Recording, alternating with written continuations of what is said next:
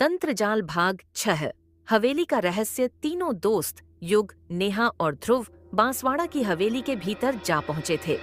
हवेली में कदम रखते ही दरवाजा अपने आप बंद हो गया और पूरे कमरे में अंधेरा फैल गया। अचानक चारों तरफ अजीब सी सरसराहट होने लगी। दीवारों पर बने काले निशान चमकने लगे। नेहा साहस दिखाकर टॉर्च जलाती है और दीवारों पर तांत्रिक चिन्हों के बीच उन्हें एक पुरानी तिजोरी दिखाई देती है। तिजोरी पर अंकित है, सच्चा मित्र ही तंत्र जाल को खोल सकता है। युग बुलंद आवाज में कहता है, हम तीनों का रिश्ता सच्चे दोस्ती का है। अगर सच में दोस्ती तंत्र जाल खोल सकती है तो चलो कोशिश करते हैं। ध्रुव अपने पुराने चाबी गुच्छे में से एक चाबी निकालता है और वो तिजोरी में फिट हो जाती है। तिजोरी धीरे धीरे खुलती है।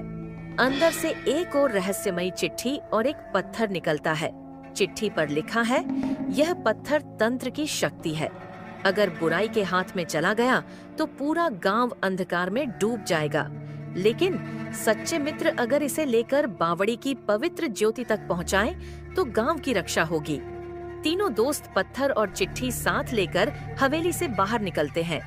बाहर आते ही उन्हें लगता है जैसे हवेली के घेरे में कोई छाया उनका पीछा कर रही हो। रास्ते में धुंध गहरा जाती है और हवेली के बाहर एक बुजुर्ग तांत्रिक खड़ा दिखता है।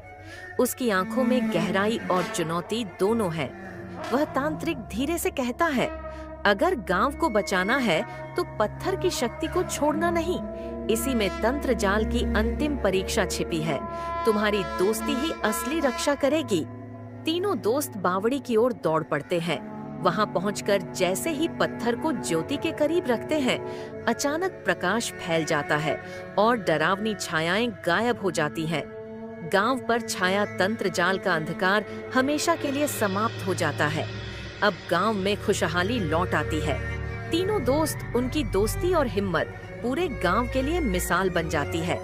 बांसवाड़ा हवेली का रहस्य सदा के लिए खुल गया था, लेकिन चिट्ठी की आखिरी पंक्ति थी, जहां दोस्ती है वहां कोई तंत्र जाल टिक नहीं सकता।